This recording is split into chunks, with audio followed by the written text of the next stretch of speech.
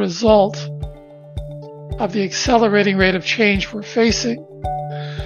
And without the development of our emotional intelligence, that toxicity, that drama, chaos, and conflict will continue to accelerate, reflecting the accelerating rate of global change.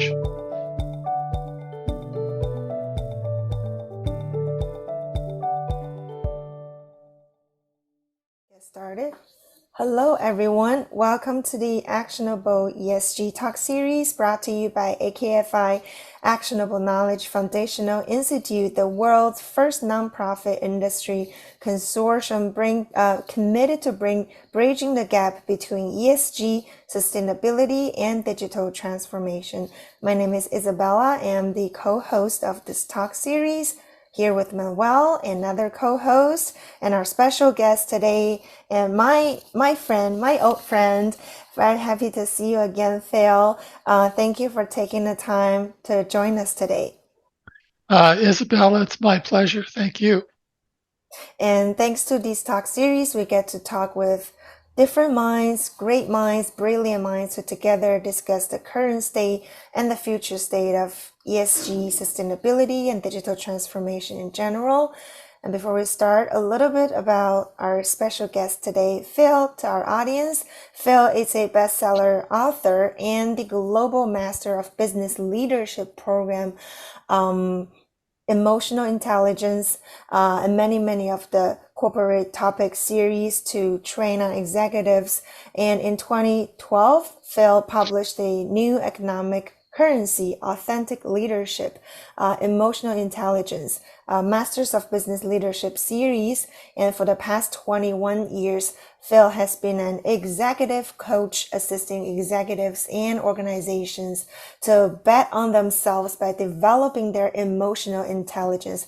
And I remember how we talked a lot about this back then, Phil, when I was working on my book, how you are deeply trust in this system to trust your emotional intelligence as the only key or solution in dealing with today's world. So can't wait to hear about more on this today's topic. So to start our conversation, usually we let our guest to tell us about your perspective, your overall view about this disruptive, rapidly changing world driven by digital technologies, and between sustainability and ESG, what it will look like in the year of 2023 and even beyond. Thanks, Isabella. We're facing increasing levels of change globally.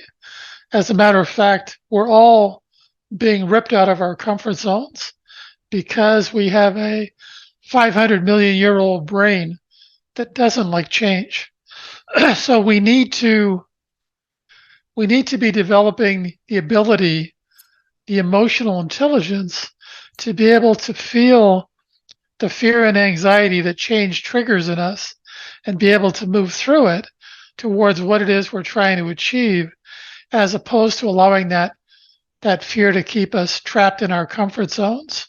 So we're all facing the same primary challenge.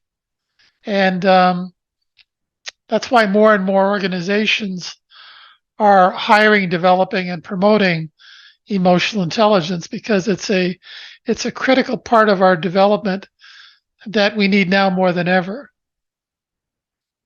That sounds more than familiar to me, and I've been following your newsletter on this kind of topic, and it's actually one of my core thesis, or I would say belief, throughout the book writing journey, as you know. And I actually quoted exactly what you just said in my book, and so I can't agree with you anymore.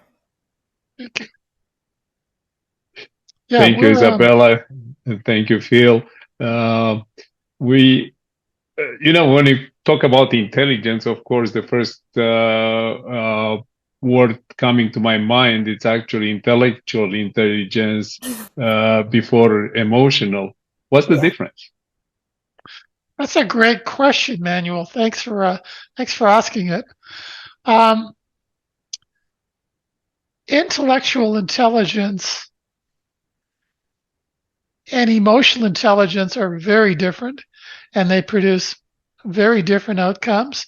As a matter of fact, University of Berkeley in California completed a 40-year study comparing intellectual intelligence with emotional intelligence, and they determined that emotional intelligence was 400% more valuable in determining career, corporate, and personal success than intellectual intelligence. And the development of emotional intelligence is an experiential process. It is not an intellectual process. It's developed by learning to move through your fear, by learning to move through the fear that change and innovation triggers in us, as opposed to allowing that fear to control us. And I can tell you, it's very challenging work, but the rewards, the ROI, is incredible. Well, that's very interesting. And actually, as you better know than I, right, than me, the CXOs, especially the CEOs and the CFOs, are driven by results, by numbers, especially in the Western world. Profitability, to name the number. So to me, this is very much intellectual intelligence. How it helps in this process with emotional intelligence to keep the numbers up and to keep the company going. That's a great segue into a success story that I want to share with you. I'm going to give you an example of a company that's currently valued at about $3 trillion. And their annual revenue is around between $500 to $600 billion per year. And their primary hiring focus is on emotional intelligence, not intellectual intelligence. And that company is Apple. And that's why when you walk into an Apple store, that energy you feel is an example of a more emotionally intelligent environment. They're not trying to sell you anything. They're trying to understand your pain and, if possible, offer a solution to your pain. Whether you buy anything or not is secondary to their desire to want to serve you. They want you to have a great experience. And maybe you'll tell your friends and they'll tell their friends. And if you think about it, that energy you feel in that environment when you're in those stores is a very different energy from the energies of the stores surrounding it. And that energy is the kind of energy that gets created in an emotionally intelligent environment. So more and more companies, because of the accelerating rate of global change, more and more companies are developing and hiring and promoting emotional intelligence. And in many respects, the development of our emotional intelligence represents the future of individual and organizational development. Very interesting. Isabella, may I turn to you for follow-up questions? Thank you. Happy to dive deep on the emotional intelligence. I want to see what are the primary, you also mentioned it's a hard work, it's challenging to do that. If you may touch a little bit on the challenging part, maybe that will inspire us to think about, the primary source in terms of the motivation of adopting emotional challenges, of doing changes. Yeah. There are two primary sources of resistance we have to change, and one sociological source of resistance. And I'll just outline them really briefly, and then I'll tell you what the essential focus needs to be to deal with them. The first is there's a part of our old lizard brain called the amygdala that never wants us to leave our comfort zone. And if we do, it automatically secretes a hormone into our bloodstream called cortisol. And that causes the executive center of our brain, our prefrontal cortex, to shut off. And we go into what psychologists refer to as an amygdala hijack. And it causes us to often say and do things we later regret. Some people lash out, some people run away, some people freeze like a deer in the headlights. And when that happens in conflict situations, sometimes people die. And when it happens in business or personal situations, relationships die. We burn trust. So, as an analogy, if you think of your amygdala as a very frightened 4-year-old child, the development of our emotional intelligence acts like a big brother or a big sister to quiet that amygdala response down and better enable us to feel the fear and anxiety that change and innovation triggers in us and move through it towards what it is we're trying to achieve, as opposed to allowing that fear to keep us trapped in our comfort zones. The second biological source of resistance we have to change is our existing habits. A habit is a neural network pathway that we develop in our brain, and we can develop new habits at any age. It's called brain plasticity or neurogenesis. But those new habits are always going to be weaker than the old habits, because when we're younger, there's an insulation layer that goes around the neural network pathway called myelin, which is thicker than the insulation layer that goes around the new habits we create as we get older.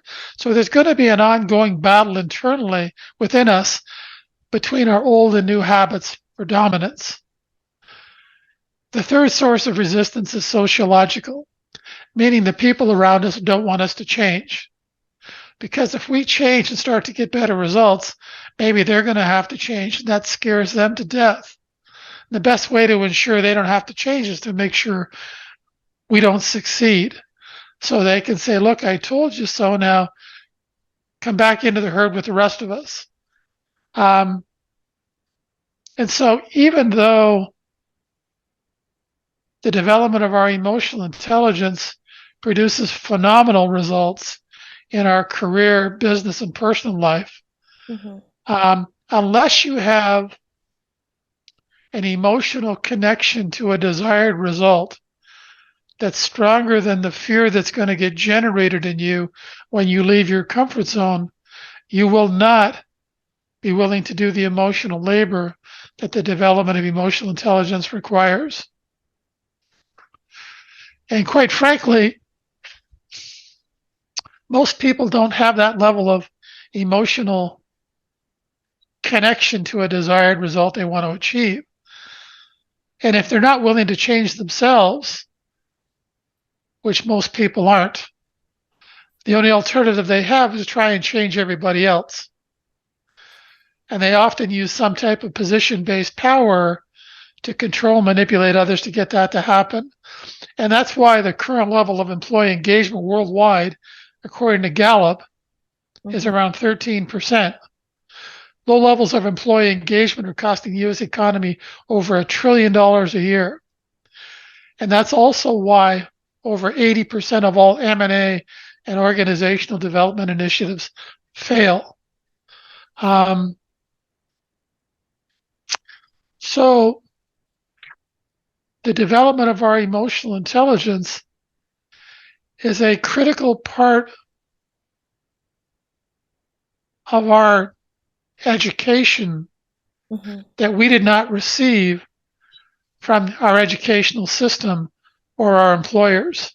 And because of the accelerating rate of global change, we need it more than ever. You make me think of Isabella's book, The Digital Mind of Tomorrow. And,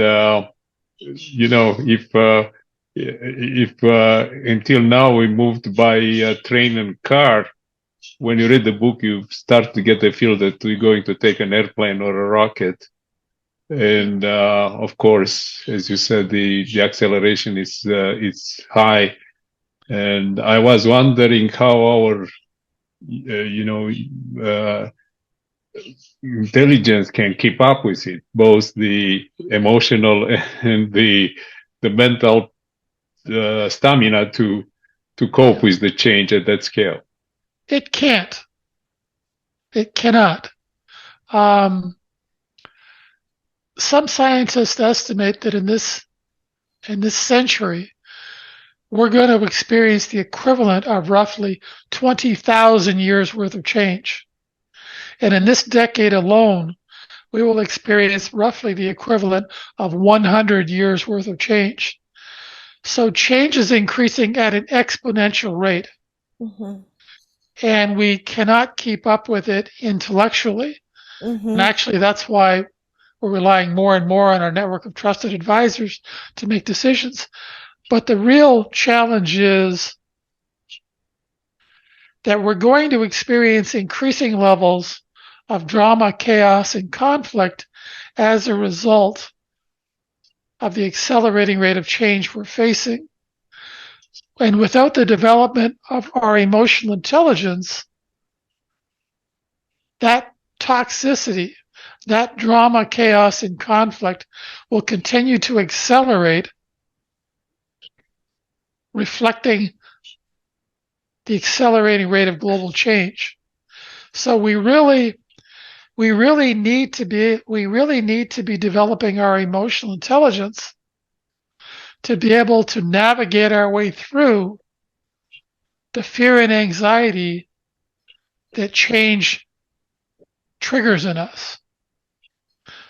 The emotional intelligence isn't a solution to the challenges we're facing.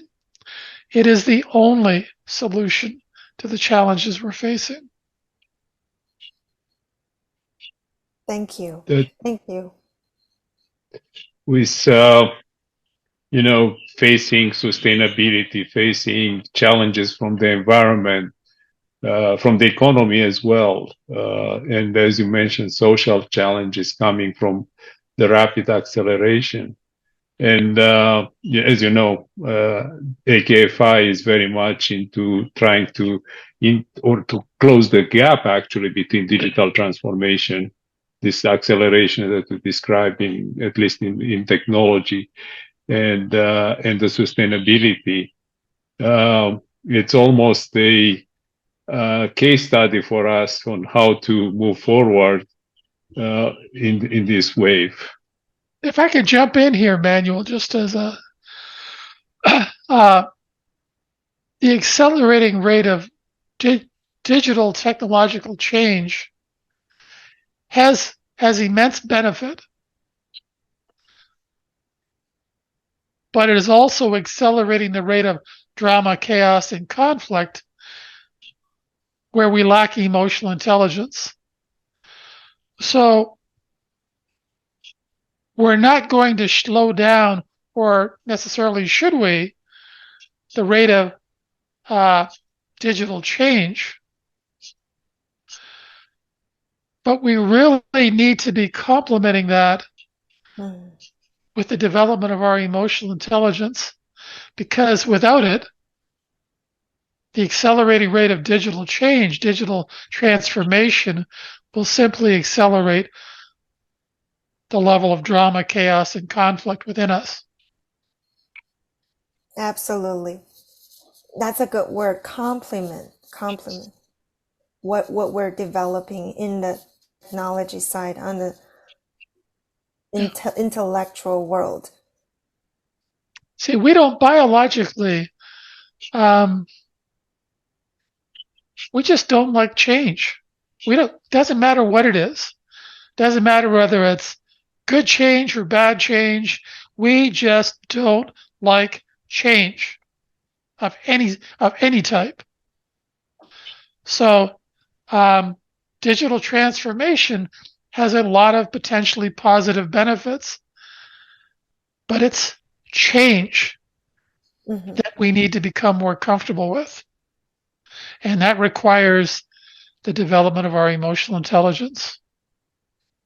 I agree. You made a point that we all know the benefits. We all know what's happening. We all know there's a future waiting for us. What's making us stuck here is not knowing about those factual evidence. It's the motivation, or is that connection to take the step, take the actions to move Actually, into. Isabella, you make an excellent point. See, we know intellectually a lot of the benefits that digital transformation can create for us. But the problem isn't intellectual, it's emotional, it's experiential.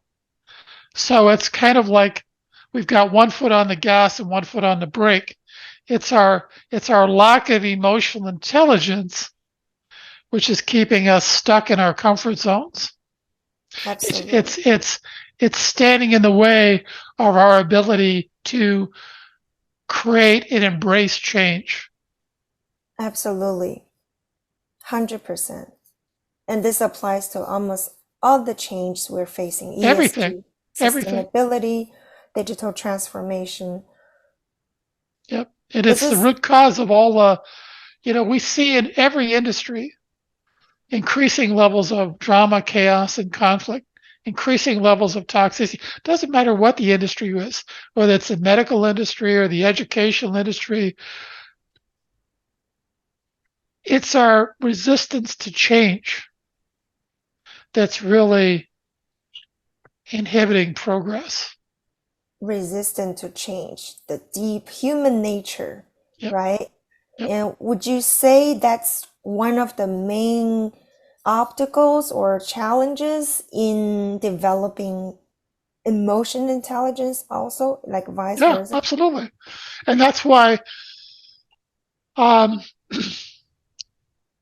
journey to developing emotional intelligence must begin with an emotional connection to something you're trying to achieve that's stronger than your fear.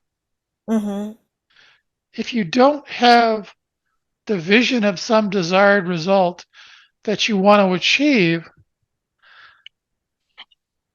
that's stronger than your fear, you may want better results, but you're not going to be willing to move out of your comfort zone and through the discomfort that creates in order to achieve those results. Yeah. To take the action. So, see, one of the first questions and the most important question I always ask people mm-hmm. before I start working with them is simply, what do you want? Because when somebody tells you what they want, they're also telling you what they don't have. And the bigger the gap between where they are versus where they want to be, the more motivated they are to look for a solution to close that gap. But if you don't have that motivation, or that motivation isn't great enough, Mm-hmm. I can't help them. Nobody can. Because they're simply not going to be willing to do the work. They're not going to be willing to challenge themselves to embrace change. Right. They want security. So, sort of a subsequent question, but first thing, you brought me to the challenge of adult people learning languages, and one of the challenges is they don't want to be wrong. The fear of death is, I'm going to say the wrong word. I'm going to make,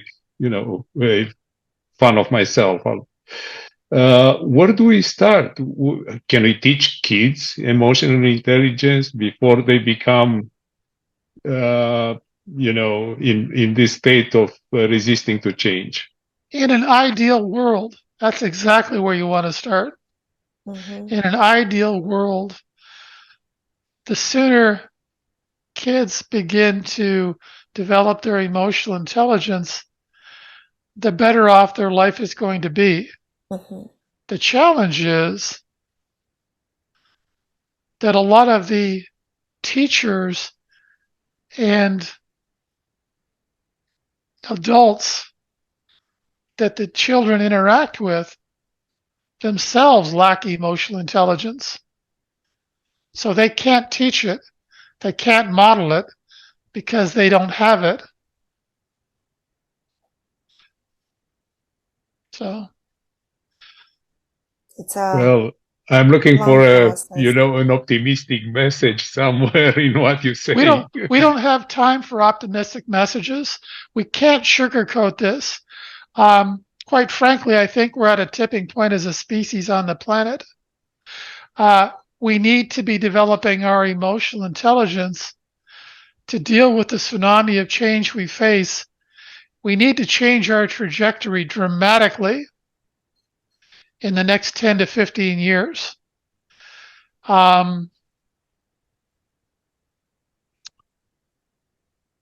So the time for trying to pretend that everything's okay is over. In relative terms, humanity's been on the planet for less than a half of 1 second. And in that time, we've destroyed the climate. And the reality is there isn't a single other species on the planet that wouldn't be thriving if humanity didn't exist. Humanity is the virus on the planet. And we have to stop kidding ourselves. We have a mountain of work ahead of us. We have a mountain of emotional labor that needs to be performed in order for us to survive this century.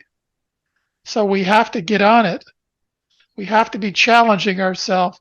We can't be pretending that things are going to be okay, because the trajectory we're on now is simply not sustainable. Absolutely. In every way. Yeah, we're in trouble. Well, We're leaving a dead cat on the doorstep of future generations. As a species, we are reactive. Right. We look a lot of things around us. They always go back to the history. The history tells us, but the history doesn't tell us the future. I'll pick up on one topic, which is ESG. And ESG is historical data, very little about the future, a lot about the past. We did this last year, we did this 2 years ago, we saved so much carbon footprint. We never look at the acceleration you described, which is in the future. And without an emotional connection to the future, we're not going to see it. We're not going to act on it. Correct. We have we do pretty well when dealing with catastrophe. It tends to galvanize us, so we work together to deal with a common enemy or a common challenge. It reminds me, though, of a quote, something that Mark Twain said years ago. He said, "If the only way mankind can learn is through experience, I see no hope for mankind." Because if the only way we can, for instance, if the only way we can learn to not put our hand on the stove is by putting our hand on the stove, that assumes that we're going to be around to learn from it. We're going to be around for a do-over. And a lot of these challenges we're facing, you don't get a do-over. You've got to have the emotional intelligence. You've got to have the wisdom to not put your hand on the stove before putting your hand on the stove. We're dealing with things like CRISPR-Cas9, gene editing technology, AI, other pandemics, climate change. We have to become better at dealing with challenges before they become insurmountable. Right. And that reflects our level of consciousness or emotional intelligence. Thank you.